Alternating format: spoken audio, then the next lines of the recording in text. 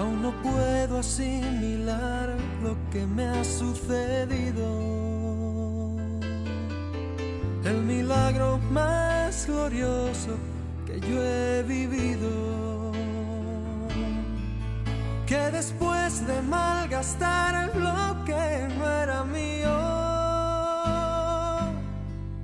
no he tenido que pagar. Traicioné a aquel que me perdonó. Quiero pedirles, hermanos, que podamos orar antes de abrir las Escrituras.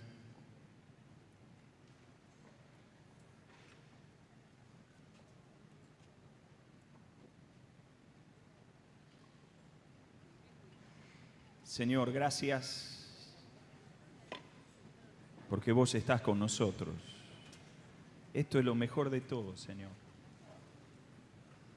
2 o 3 que se reúnan en tu nombre, ahí está tu presencia.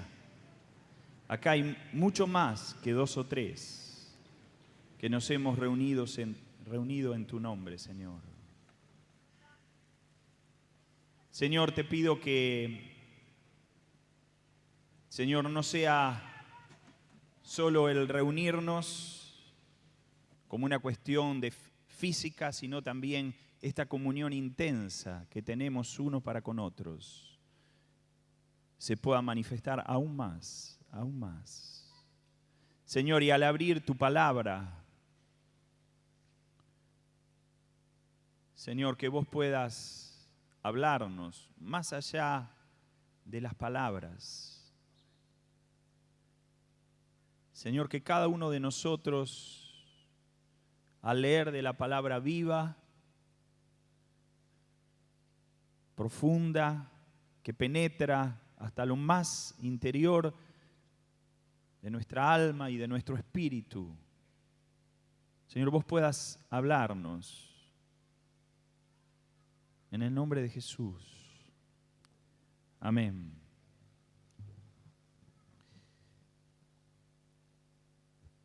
Tengo bastante de las Escrituras para leer, así que me van a tener que tener un poco de paciencia.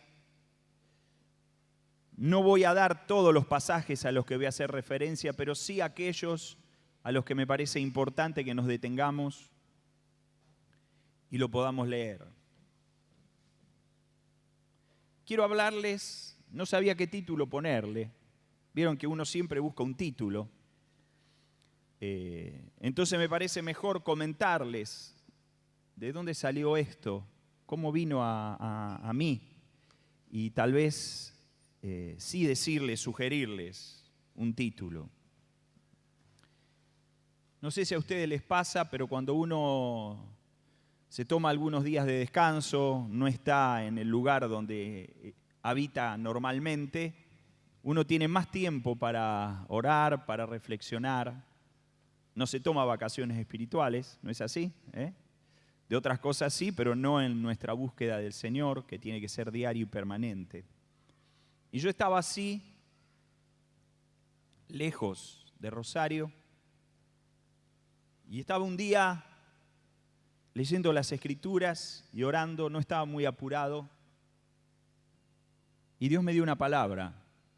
Cuando digo me dio una palabra, algunos piensan una palabra para alguien, una profecía. No estoy diciendo eso. Algunos pueden decir justo el mensaje. No, tampoco fue el mensaje. Una palabra, lo que significa palabra. Algo que se puede separar en sílabas. ¿Me entienden lo que digo? ¿No? Una palabra. Y yo dije, qué bueno, y me puse a investigar. Y al siguiente día seguí orando. Y Dios otra vez me habló. Y me dio otra palabra. Porque cuando leía las Escrituras parecía, como me había pasado el día anterior, con la primera. Les soy sincero, hasta ahí me pareció muy bueno y vi que había una relación entre estas dos palabras. Así que el tercer día, con mucha expectativa, dije, el Señor hoy me tiene que dar otra palabra. Así que me puse a leer las Escrituras y ¿saben qué? Dios me dio otra palabra. Y al cuarto día, con más, ya estaba entusiasmado con esto. Y empezaban a encajar como las piezas de un rompecabezas. Hasta que en el quinto día recibí la quinta palabra y también Dios me dijo, basta. El rompecabezas estaba armado. Entonces déjenme que hoy les pueda presentar el rompecabezas. Creo que armado. ¿Me entienden? Lo que quiero hablarles es de tipo devocional. No sé si marca rumbos a seguir. Puede de costado marcar algún rumbo. Entiendo que Dios me lo dio a mí, pero también con el tiempo, ya pasaron 3 o 4 meses, entiendo que puede servirles también a ustedes, a algunos en mayor grado que a mí y a otros tal vez en menor grado que a mí. El título que le puse es medio raro. Proyección futura. Yo estoy acá con ustedes. Hoy es 6 de abril, ¿no? ¿Está bien? ¿Y de acá en más? ¿Qué? Cuando uno piensa en proyección futura, piensa en muchos años. Está bueno. ¿Pero será para proyectarnos tanto? Los jóvenes y los adolescentes tal vez me escuchen y digan, uy, va a dar un mensaje para la tercera edad, ¿no? Puede ser, porque yo empecé hace poco mi 6ª década de vida, así que puede ser. Dice Víctor que acá no hay gente de la tercera edad. Bueno. Pero quiero sí hablarles a discípulos, a hombres y mujeres de los últimos tiempos. Quiero decirles que nuestra existencia es eterna. ¿Sabían eso? Y que va a llegar un momento, va a llegar, donde lo que vivimos hoy va a cambiar de una manera muy impresionante.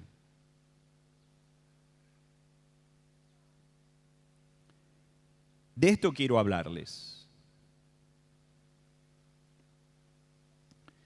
Y me gustaría que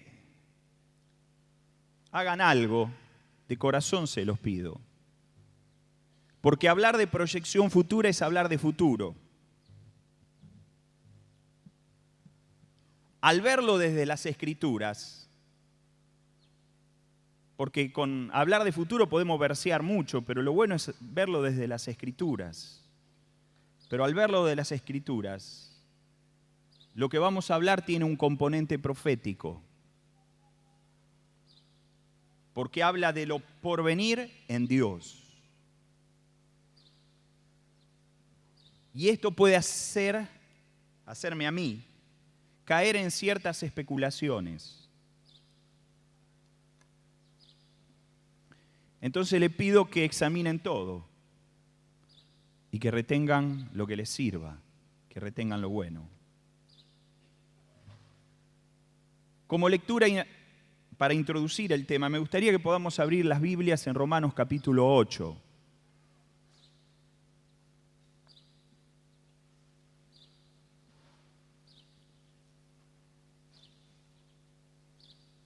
Romanos capítulo 8, versículo 16.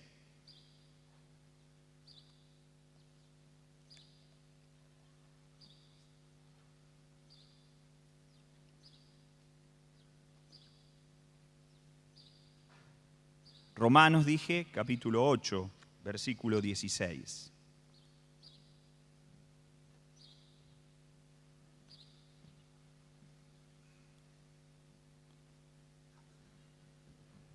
El Espíritu mismo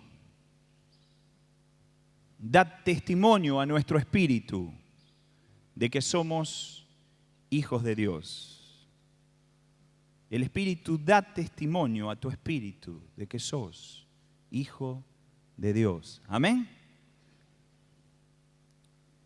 Y si hijos, también herederos, herederos de Dios y coherederos con Cristo, si es que padecemos juntamente con Él, para que juntamente con Él seamos glorificados. Pues tengo por cierto que las aflicciones del tiempo presente no son comparables con la gloria venidera que en nosotros ha de manifestarse. ¿Qué les parece? ¿Lo creen? De este tenor es todo lo que quiero hablarles. Porque el anhelo ardiente de la creación es el aguardar la manifestación de los hijos de Dios. Porque la creación fue sujetada a vanidad, no por su propia voluntad, sino por causa del que la sujetó en esperanza. Porque también la creación misma será libertada de la esclavitud de corrupción a la libertad gloriosa de los hijos de Dios. Porque sabemos que toda la creación gime a una y a una está con dolores de parto hasta ahora. La creación gime. Y no solo ella, sino que también nosotros mismos, que tenemos las primicias, el adelanto del Espíritu, nosotros también gemimos dentro de nosotros mismos esperando la adopción, la redención de nuestro cuerpo. Esto le escribe Pablo a redimidos y le dice, hay un gemir interior, hay una consumación de la redención de la cual ya somos parte, que es la redención de nuestro cuerpo. Porque en esperanza fuimos salvos. Pero la esperanza que se ve no es esperanza, porque lo que alguno ve, ¿a qué esperarlo? Pero si esperamos lo que no vemos, con paciencia lo aguardamos. Elegí este pasaje porque en forma explícita lo dice ahí, o sin decirlo, tácita, dándolo a entender, están las 5 palabras que forman el rompecabezas del que les hablé. Quiero ir a la primera palabra. Algo habló Víctor. En algún momento dije, bueno, Víctor me va a robar la primera palabra. De alguna manera lo hizo. Pero déjenme que les exprese también lo que tengo acá. La primera palabra que Dios me dio fue esperanza. Esperanza. Pablo le escribe a Tito y le dice, porque la gracia de Dios se ha manifestado para salvación a todos los hombres, enseñándonos que renunciando a la impiedad y a los deseos mundanos, vivamos en este siglo sobria, justa y piadosamente. Tito 2, del 11 al 13. Y el versículo 13 dice, aguardando la esperanza bienaventurada, dichosa, feliz esperanza, y la manifestación gloriosa de nuestro gran Dios y Salvador, Jesucristo. Hay una esperanza que tenemos. Hay una esperanza de gran gozo. Hay una manifestación gloriosa de Jesucristo. Eso es lo que esperamos. Amén, hermanos. ¿Qué es la esperanza? Es la seguridad que ocurra algo deseado. Esta es la esperanza. ¿Qué es la esperanza en términos bíblicos? Es la espera con seguridad de algo que no se ve, pero que ha sido prometido por Dios. El escritor de Hebreos nos dice que la esperanza es el ancla del alma. Ustedes lo pueden buscar en Hebreos capítulo 6, del 17 al 19. Estoy haciendo referencia, no lo estoy leyendo.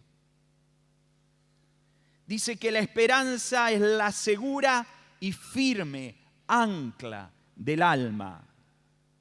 Tal vez hoy estés en medio de mares turbulentos. Tal vez tu barco a veces no se sabe para dónde puede llegar a ir, pero nuestra vida, por la esperanza, está anclada en ella misma.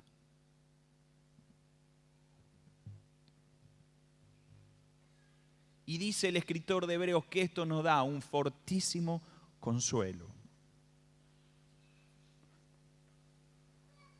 Todavía no dije cuál es la esperanza. Dije que Víctor la dijo, algo hablamos, pero quiero ir más allá.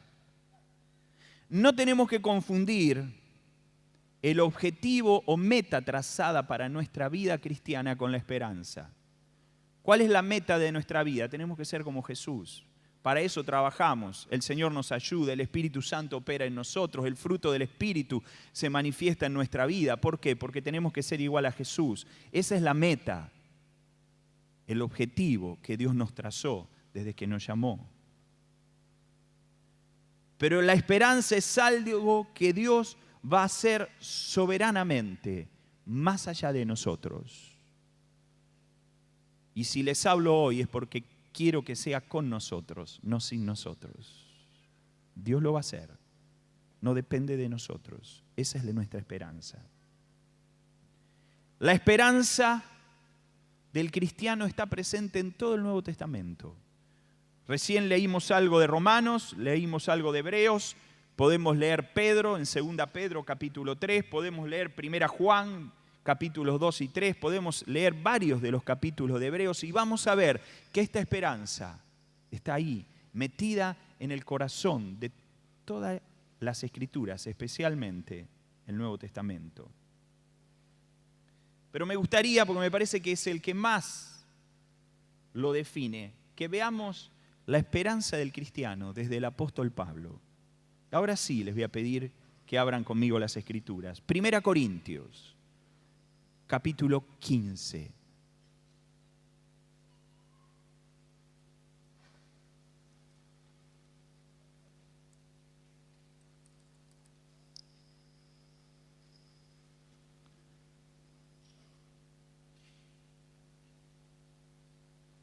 Versículo 51. ¿Lo tienen? Dice Pablo, 1 Corintios, capítulo 15, versículo 51. He aquí, os digo un misterio. Pablo va a hablar un misterio. No todos dormiremos, pero todos seremos transformados. Pablo dice, si estuviera hoy aquí con ustedes, miren, algunos de ustedes tal vez no mueran, otros sí. Pero hay algo que todos van a experimentar y es que van a ser transformados. Y explica Pablo, en un momento, en un abrir y cerrar de ojos. ¿Pueden abrir y cerrar los ojos? Así va a ser la transformación de ustedes, en un abrir y cerrar de ojos. A la final trompeta, porque se tocará la trompeta. Algún día tendríamos que traer a alguien que toque la trompeta acá y que nos dé un sonido de trompeta. Porque eso es lo que vamos a escuchar en aquel día. Se tocará la trompeta. Y los muertos serán resucitados incorruptibles. Va a haber una resurrección. Después vamos a leer 1 Tesalonicenses y aclara que esa resurrección tiene que ver con los que murieron en Cristo. Y nosotros seremos transformados. Porque es necesario que esto corruptible se vista de incorrupción y esto mortal se vista de inmortalidad. Y cuando esto corruptible se haya vestido de incorrupción y esto mortal se haya vestido de inmortalidad, entonces se cumplirá la palabra que está escrita: sorbida es la muerte en victoria. Y podremos declarar todos juntos: ¿dónde está, oh muerte, tu aguijón? ¿Dónde está, oh sepulcro, tu victoria? Primera de Tesalonicenses. Tanto el pasaje de Romanos que leímos, el de Primera Corintios que leímos también, y este que vamos a leer, corresponden a 3 cartas de Pablo escritas antes de su primer encarcelamiento. El libro de Hechos termina con el primer encarcelamiento de Pablo, una especie de arresto domiciliario, donde ahí escribe 4 cartas, pero estas 3, Romanos, Primera Corintios y Primera Tesalonicenses, junto con otras cartas de Pablo, fueron escritas antes, mientras sucedía lo que está relatado por Lucas en el libro de Hechos. Primera Tesalonicenses, capítulo 4. Tampoco queremos, hermanos, versículo 13, que ignoréis acerca de los que duermen, para que no os entristezcáis como los otros que no tienen esperanza. Hermanos, nosotros tenemos esperanza, ¿sí? Y de esa forma enfrentamos la muerte. De esa forma. Porque si creemos que Jesús murió y resucitó, así también traerá Dios con Jesús a los que durmieron en Él. Por lo cual os decimos esto en palabra del Señor. Es palabra del Señor. Que nosotros que vivimos, que habremos quedado hasta la venida del Señor, no precederemos a los que durmieron. Tanto en la carta anterior como en esta, Pablo dice, yo creo que no voy a morir. ¿Se dan cuenta? Yo me quedo hasta la venida del Señor. Y después lo describe, porque el Señor mismo, con voz de mando, con voz de arcángel y con trompeta de Dios, otra vez el sonido de la trompeta, descenderá del cielo y los muertos en Cristo resucitarán primero. Ese día no sé qué va a pasar en los cementerios. Va a ser tremendo.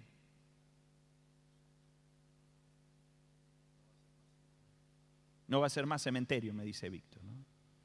Luego nosotros, los que vivimos, los que hayamos quedado, seremos arrebatados juntamente con ellos en las nubes para recibir al Señor en el aire. Y así estaremos siempre, siempre, siempre con el Señor. ¿Qué les parece? Esta es nuestra esperanza, hermanos.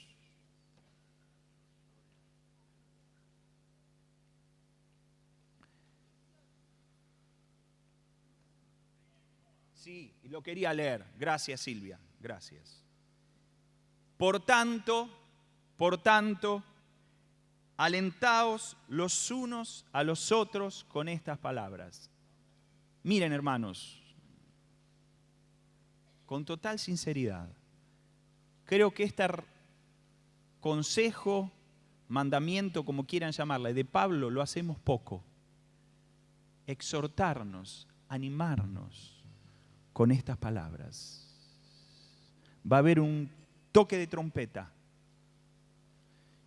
y todos los muertos en Cristo van a resucitar con cuerpos glorificados. Y en ese día, los que hayamos quedado, todos seremos arrebatados para estar para siempre con el Señor. Yo estoy hablando de Pablo, la esperanza de Pablo, que es nuestra esperanza y es la esperanza de la iglesia. Cuando avanzamos vemos que Pablo es encarcelado y en Filipenses él dice algo, en su carta a los Filipenses. Quiero hacer un poco rápido porque no tenemos mucho tiempo. Pero ahí en Filipenses él dice algo. Dice, para mí el vivir es Cristo y el morir no sé qué hacer. Porque por causa de ustedes me tendría que quedar. Pero estar con Cristo es muchísimo mejor. Y sé que me voy a quedar un tiempo más, dice Pablo. Así que ahí Él ya no hablaba de que iba a estar para la venida del Señor, él ya empezó a hablar de su muerte. Pero dice, todavía no. ¿Habrá cambiado la esperanza, Pablo? Segunda Timoteo. Última carta de Pablo. Segundo encarcelamiento. En poco tiempo iba a ser decapitado.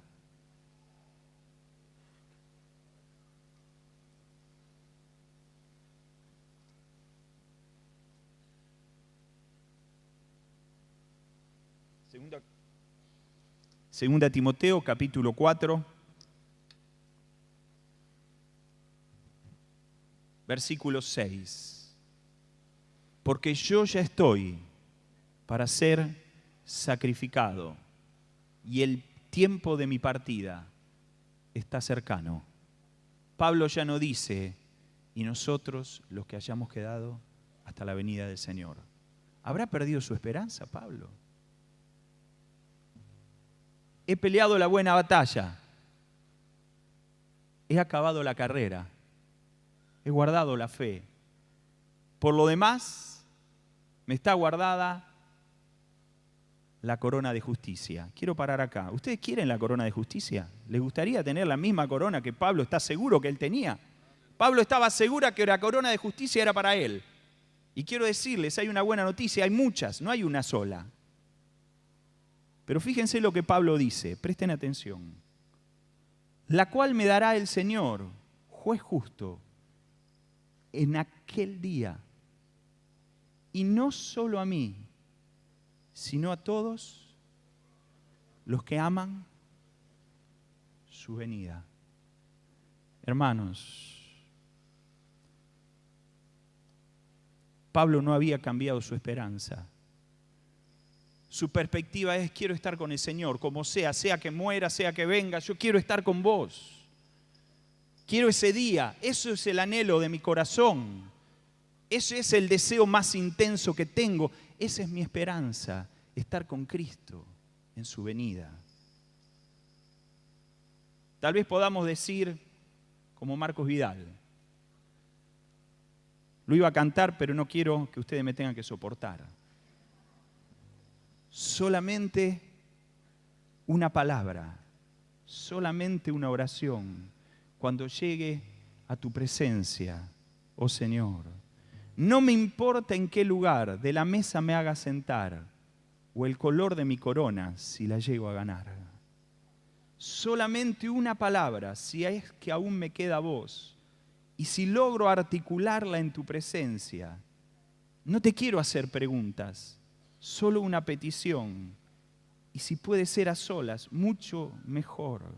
Solo déjame mirarte cara a cara y perderme como un niño en tu mirada, y que pase mucho tiempo y que nadie diga nada, porque estoy viendo al Maestro cara a cara. Esa es nuestra esperanza. Amén, hermanos. No, después tal vez lo cantamos al final, ¿no?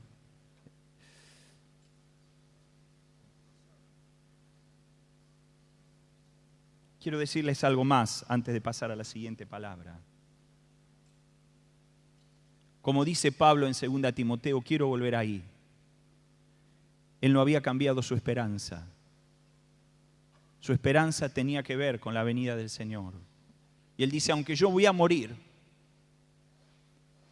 yo sé que hay una corona que Dios tiene reservada para todos los que aman su venida. Pero déjenme decirles, hermano, que no amamos aquello a lo que somos indiferentes. No amamos a aquello de lo cual no hablamos. Me produce tristeza la ausencia de esto en nuestras conversaciones y mensajes. Yo no estoy diciendo que hagamos predicciones, por favor. El día y la hora, nadie lo sabe. Ni los ángeles ni el Hijo, solo el Padre. Esto dijo Jesús, ¿está bien? Pero también dijo, que cuando algunas señales comiencen a suceder, dice, erguíos y levantad vuestra cabeza, porque vuestra redención está cerca. Mirad la higuera y todos los árboles. Cuando ya brotan, viéndolos, sabéis por vosotros mismos que el verano está ya cerca. Así también vosotros, cuando veáis que suceden estas cosas, sabed que está cerca el reino de Dios. Déjenme decirles, hermanos, que aquel día está cerca. El Señor viene pronto. Y Jesús dice, de cierto os digo que no pasará esta generación hasta que todo esto acontezca. El cielo y la tierra pasarán, pero mis palabras no pasarán. Vamos a la segunda palabra, vamos a la parte difícil. Hasta acá está bueno. La segunda palabra que el Señor me dio fue padecimiento.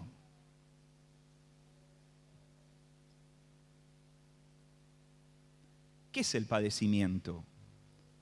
Es un sufrimiento debido a una acción perjudicial y dolorosa.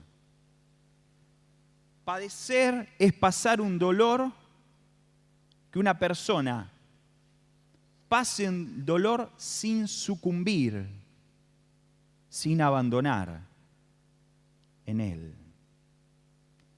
Podemos definir dos tipos de padecimiento, de sufrimiento. Están los sufrimientos que son consecuencia del pecado. No quiero hablar de eso hoy. Pero quiero hablar de los sufrimientos que vienen por causa del reino de Dios, por causa de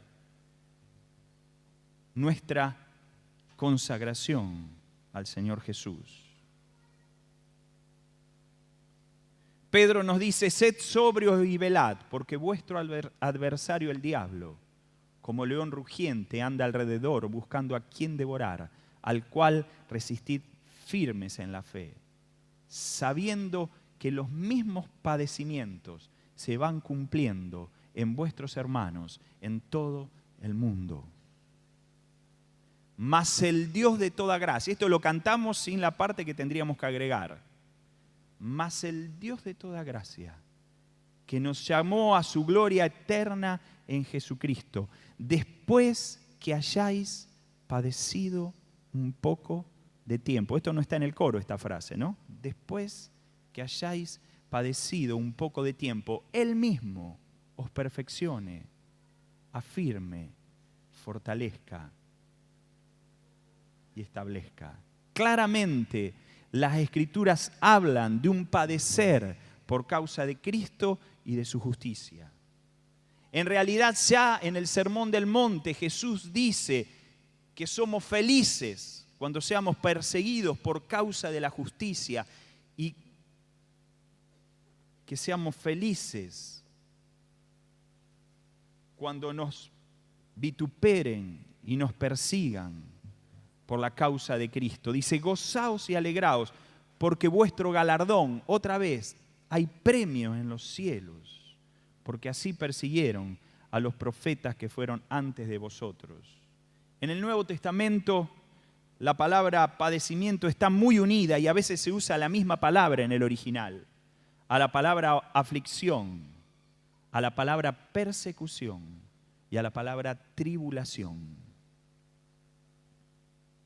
Pablo le dice a los discípulos de Listra, en Hechos capítulo 14, es necesario que a través de muchas tribulaciones entremos en el reino de Dios. No le está diciendo a gente que se quiere convertir, le está diciendo a discípulos, es necesario que para que entren al reino de Dios pasen por muchas tribulaciones. Yo sé que esto no es popular, no es marketinero, pero está en las Escrituras y no podemos dejarlo de lado. A los colosenses Pablo le dice, me gozo en lo que padezco por vosotros y cumplo en mi carne lo que falta de las aflicciones de Cristo por su cuerpo, que es la iglesia. A Timoteo le dice, pero tú has seguido mi doctrina, conducta, propósito, fe, longanimidad, amor, paciencia, persecuciones, padecimientos como los que me sobrevinieron en Antioquía, en Iconio, en Listra, persecuciones que he sufrido, y de todas me ha librado el Señor. Y también, dice Pablo, verdad de Dios, palabra de Dios, también todos los que quieren vivir piadosamente en Cristo Jesús padecerán persecución. Es más, cuando yo dije el Señor viene pronto, muchos de ustedes dijeron amén. Quiero decirles que está profetizada en las Escrituras una persecución final. Está en Mateo capítulo 24, está en varios pasajes del Apocalipsis, especialmente en los capítulos 12 y 13. Es común hoy ver una vivencia cristiana llena de victorias sin padecimientos por causa del Señor. Pero quiero decirles que esa vivencia no está presente en el Nuevo Testamento. Tampoco en 20 siglos de historia de la iglesia. Fíjense cómo el escritor de Hebreos describe a aquellos que siguen la fe. Hebreos capítulo 11. ¿Y qué más digo? Porque el tiempo me faltaría contando de Gedeón, de Barak, de Sansón, y da una serie de Jefté, de David, así como de Samuel y de los profetas. Y fíjense cómo describe lo que ellos pasaron. Que por fe conquistaron reinos, hicieron justicia, alcanzaron promesas, taparon bocas de leones, apagaron fuegos impetuosos, evitaron filo de espada, sacaron fuerzas de debilidad, se hicieron fuertes en batalla, pusieron en fuga ejércitos extranjeros. Y hasta ahí parece que leemos y después sigue. Y dice, otros experimentaron vituperios y azotes. Y además de esto, prisiones y cárceles. Fueron apedreados, aserrados, puestos a prueba, muertos a filos de espada. Anduvieron de acá para allá cubiertos de pieles de ovejas y de cabras. Pobres, angustiados, maltratados, de los cuales el mundo no era digno.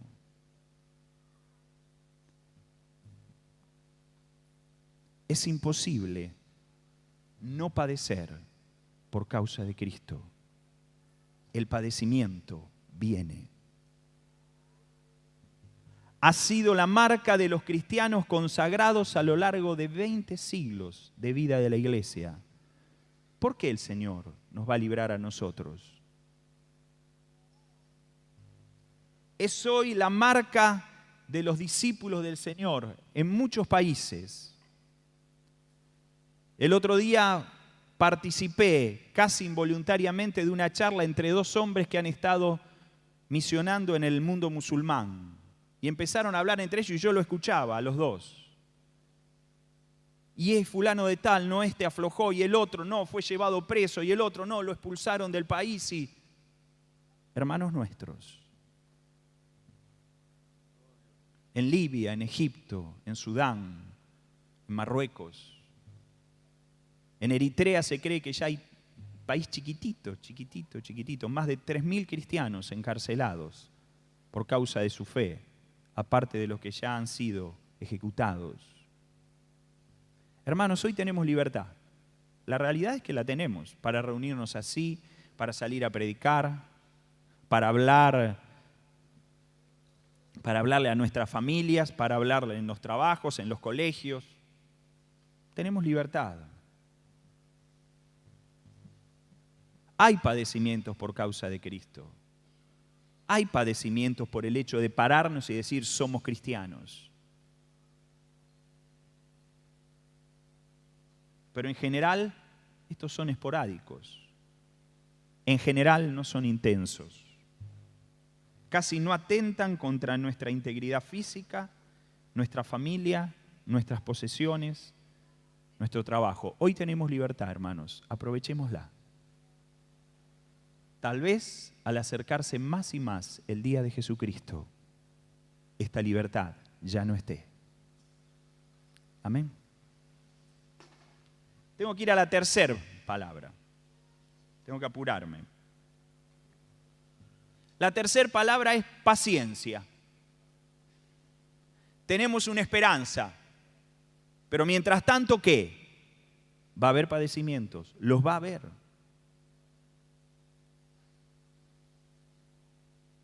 Pero Dios nos da esta tercera palabra, paciencia. ¿Qué es la paciencia? Es la actitud del que sabe soportar las adversidades sin protestar. Es la disposición para esperar con calma las cosas que tardan en llegar. Bíblicamente hablando, es sufrir circunstancias adversas, esperando la promesa de Dios de forma voluntaria, no porque no tenemos otra. Yo elijo esperar las promesas de Dios, elijo padecer, porque Dios es el Dios de toda paciencia. Jesús le dice a sus discípulos, con vuestra paciencia ganaréis vuestras almas. La paciencia está relacionada con la esperanza. Pablo le escribe a los romanos y les dice, porque las cosas que se escribieron antes para nuestra enseñanza se escribieron, a fin de que por la paciencia y la consolación de las Escrituras tengamos esperanza. La paciencia está relacionada con la persecución, porque es necesario soportar lo que se venga con los ojos puestos en la esperanza. Lo contrario a la esperanza, a la paciencia, es la ansiedad. Y hoy vivimos en un mundo de ansiedad. Es la era de Internet. Es la era del fast food, comidas rápidas, todo rápido. Es la era, yo sé que algunos no me van a entender, pero es la era donde todo se googlea. Voy al Google y ahí saco la información que quiero rápidamente. Pero lo de Dios no se puede manejar así, porque Él maneja los tiempos. Y nosotros tenemos que tener paciencia. Pedro dice en su primera carta que nos humillemos bajo la poderosa mano de Dios, para que Él nos exalte cuando fuera tiempo. Pero dice algo, echando toda vuestra ansiedad sobre Él, porque Él tiene cuidado de vosotros. Este peligro que tenemos para nuestra paciencia, que es la ansiedad, tenemos que echarla toda, humillándonos delante de Dios, porque Él tiene cuidado de nosotros. Tenemos que esperar en Dios, hermanos. Él no se tarda. Viene pronto trayendo toda sanidad. Viene pronto enjugando toda lágrima de nuestros ojos. Viene pronto y ese va a ser el día de nuestro eterno gozo. Pablo le escribe a los filipenses y le dice que, me gustaría leerlo, Filipenses capítulo 4.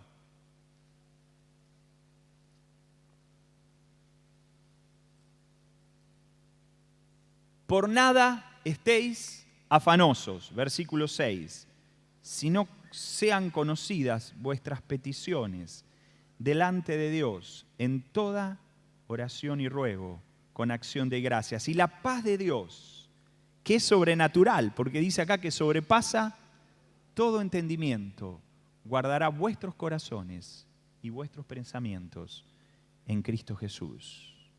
La oración, el volcar en Dios toda nuestra ansiedad, es un gran antídoto para el peligro de la ansiedad. Cuarta palabra. Tenemos nuestra esperanza, ¿sí? Pero mientras tanto vienen los padecimientos. ¿Cómo soportamos esto? Con paciencia. Y acá viene la cuarta palabra. Y con perseverancia. La perseverancia es la actitud que mantiene la firmeza de ánimo en el tiempo. Es la duración muy prolongada de permanencia en algo. En términos cristianos, es firmeza hasta la muerte por la fe en Cristo Jesús. Hablando de los tiempos finales, Jesús dice esto, terrible: el hermano entregará la muerte al hermano y el padre al hijo, y los hijos se levantarán contra los padres y los harán morir. Terrible esto que va a pasar en alguna persecución y que pasó ya en algunas persecuciones. Y seréis aborrecidos de todos por causa de mi nombre, mas el que persevere hasta el fin, este será salvo. En el mensaje del Señor a las 7 iglesias hay una frase que se repite: al que venciere, al que venciere, al que venciere. Y esto está hablando de perseverancia. Lo dice más claramente en su mensaje a Tiatira, porque le dice: al que venciere y guardare mis obras hasta el fin. Le dice a los cristianos de Tiatira: lo que tenéis, retenedlo hasta que yo venga. Habría mucho para hablar sobre la perseverancia de los santos, pero déjenme en esta cuarta palabra terminar con algo un poco más práctico. ¿Perseverar en qué? ¿En qué tenemos que perseverar? En primer lugar, tenemos que perseverar en la fe en la cual estamos firmes, en la gracia de Dios que nos ha alcanzado.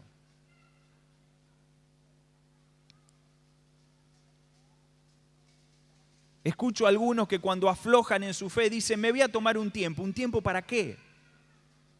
¿Un tiempo para qué? Tenemos que perseverar en la fe que tomamos el día que fuimos redimidos por el Señor y no aflojar. Como dice el escritor de Hebreos, que nosotros no somos de los que retroceden para perdición, sino de los que tienen fe para preservación del alma. Como nos dijo una vez, y a mí me gustó mucho, Ángel Negro: para atrás ni para tomar impulso. Siempre para adelante, siempre para adelante. En segundo lugar, tenemos que perseverar en la oración. Esta era una de las señales de la iglesia de Jerusalén. Perseveraban en la oración. En tercer lugar, tenemos que perseverar en nuestro combate contra el pecado y contra la carne. El escritor de Hebreos dice: aún no habéis resistido hasta la sangre, combatiendo contra el pecado. Pablo le dice a los romanos que si vivimos conforme a la carne vamos a morir, pero el camino es hacer morir por el Espíritu las obras de la carne. Y no llega un momento donde ya está, no tengo más este combate, lo vas a seguir teniendo hasta el fin. Y la indicación de Pablo sigue estando presente: haced morir por el Espíritu las obras de la carne. Tenemos que perseverar en nuestra enemistad con el mundo. Santiago dice que amistad con el mundo es adulterio, es engaño, traición, deslealtad a Dios. Juan nos dice que no amemos al mundo ni las cosas que están en el mundo. Y nos dice: el mundo pasa y sus deseos, pero el que hace la voluntad de Dios, ¿qué dice? Permanece para siempre. Tenemos que perseverar en la visión. Pablo dice: yo no fui rebelde a la visión celestial. Habiendo obtenido auxilio de Dios, persevero hasta el día de hoy. Hermanos, Dios quiere tener una familia de muchos hijos iguales a Jesús. Toda mi vida, de ahora hasta que el Señor venga, de ahora hasta que me muera, sean algunos años, sean muchos años, quiero vivir para el propósito eterno de Dios, porque es la visión que Dios nos dio. Amén. Tenemos que perseverar en todo lo que Dios nos ha revelado. Tenemos que permanecer, como nos dice Juan 8, en la palabra de Cristo, porque así vamos a ser sus discípulos. El Señor nos reveló el reino de Dios, nos reveló el señorío de Cristo. Como dije recién, nos reveló el propósito eterno de Dios, la vigencia de la gran comisión, la indisolubilidad del matrimonio. tenemos que perseverar en todo aquello que Dios nos mostró. Tengo que terminar con la quinta palabra. Esta es la conclusión. Este es el final. Tenemos una esperanza, la venida del Señor. Él viene pronto. Pero mientras tanto hay padecimientos. Y la paciencia y la perseverancia nos ayudan en esos padecimientos. Pero ¿qué garantía tenemos? ¿Qué garantía tengo yo de que la esperanza finalmente se va a consumar, se va a cumplir? ¿Qué esperanza o qué garantía tengo de que voy a poder soportar con paciencia los padecimientos? ¿Qué garantía tengo de que voy a poder perseverar hasta el fin? ¿Qué garantía tengo? Y acá viene la quinta palabra. Fidelidad. La fidelidad de Dios. Ser fiel es alguien que no traiciona la confianza puesta en Él. La fidelidad tiene que ver con lealtad, con exactitud en la ejecución de una obra. Quiero decirles, hermanos, el Señor no va a traicionar la confianza que pusimos en Él. En Él hay absoluta lealtad.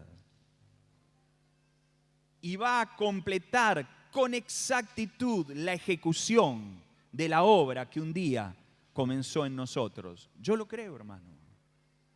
Él lo va a terminar, Él lo comenzó, Él lo va a terminar. En Apocalipsis 19 habla que se abren los cielos y baja un caballo blanco y un jinete. Sus ropas son blancas, pero están ensangrentadas. Está escrito aquí, Rey de Reyes y Señor de Señores. El nombre del jinete es el Verbo de Dios. Y dice que su nombre es fiel y verdadero. Nuestro Dios es fiel. Por eso sé que su esperanza se va a cumplir. Por eso sé que voy a poder soportar con paciencia. Por eso sé que voy a poder perseverar. Porque mi Dios y tu Dios es fiel. Dice el salmista que su fidelidad es de generación en generación. Reinará Jehová para siempre, de generación en generación. Volverá vestido de gloria. ¿Se acuerdan el coro que cantamos? Y me acordé de mi familia. Mi bisabuelo que vino de Holanda siendo un cristiano verdadero. Mi bisabuelo es César. Ahí Silvia me está robando el mensaje de abajo. Pero quiero decirles algo. Algunos de sus hijos murieron en el Señor también, igual que mi bisabuelo. Pero hoy hay aquí entre nosotros, nietos, bisnietos, tataranietos. Silvia es una de las nietas de mi bisabuelo César. Así que ven que hay contacto familiar, ¿no? Y puedo decir, le podría gritar a mi bisabuelo, que está en la presencia del Señor. ¡Ey! El Señor ha sido fiel de generación en generación. Acá están tus nietos, acá están tus bisnietos, acá están tus tataranietos. Porque Él es fiel. Y su fidelidad es de generación en generación. Dice Pablo cuando le escribe a Timoteo esa última carta, esa palabra final. Palabra fiel es esta: si somos muertos con Él, también viviremos con Él. Si sufrimos, también reinaremos con Él. Si le negáremos, Él también nos negará.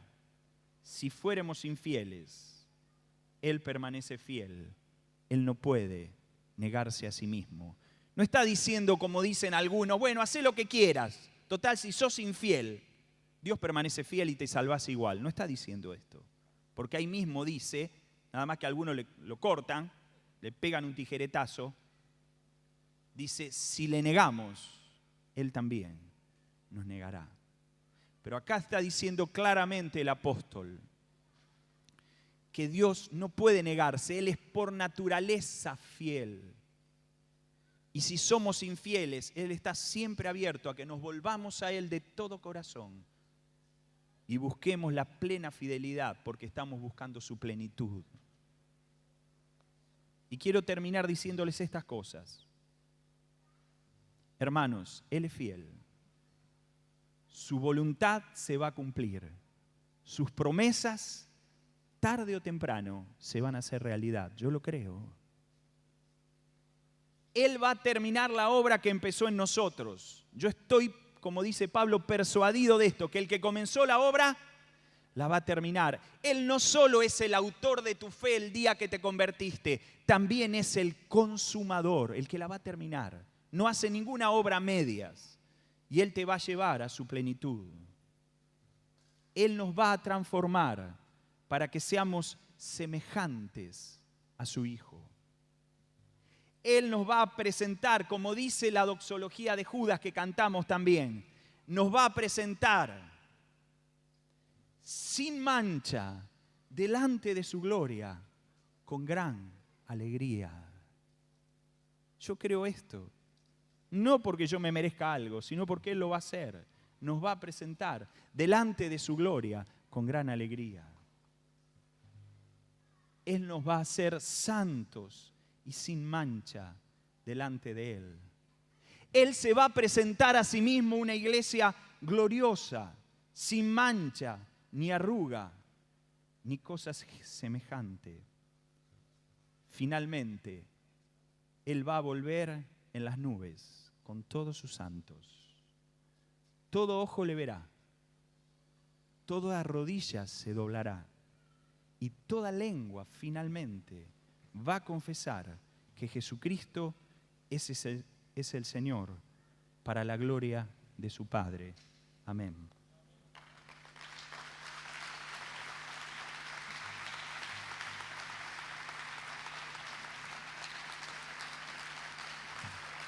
Con muchas ansias le esperamos ese gran día de tu vuelta y subiremos a estar contigo para siempre. Aleluya. Maranata,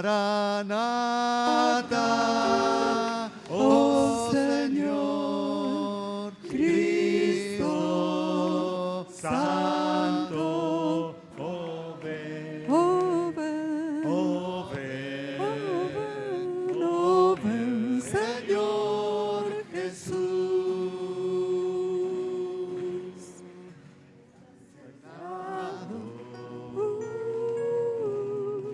En el trono,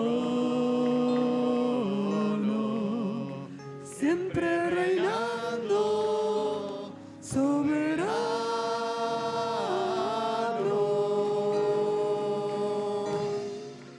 Ángeles cantan, hombres alaban, Dios reunido con su pueblo. Oh, Alfa, Omega, Cristo Santo. Oh, ven, oh, ven, Señor Jesús. Con muchas ansias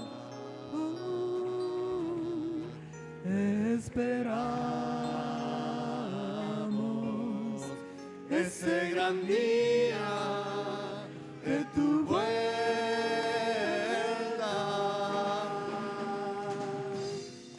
y subiremos, aleluya, a estar contigo para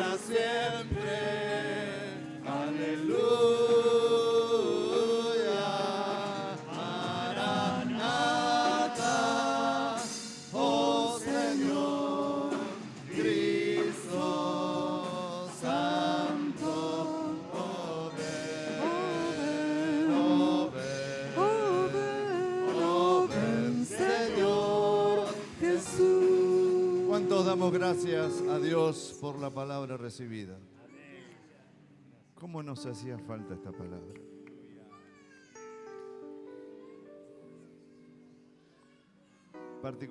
Particularmente a mí me hacía falta. A veces tan interesados en las cosas de aquí, la marcha de la obra, los hermanos, nuestros hijos, pero todo es pasajero. Y la verdad que todo lo que hacemos y la Biblia, nuestras reuniones, es para aquel día. Amén. Otros se nos adelantaron y llegaron. ¿Qué será ese recibimiento cuando nos están esperando una multitud allí? Creo que nos conocen porque hay una gran nube de testigos. ¿Qué será? Y estas 5 palabras es para este tiempo preparándonos para su regreso. ¿Y vieron cómo termina Apocalipsis? El Espíritu y la Iglesia dicen, ven Señor Jesús. Lo cantamos otra vez.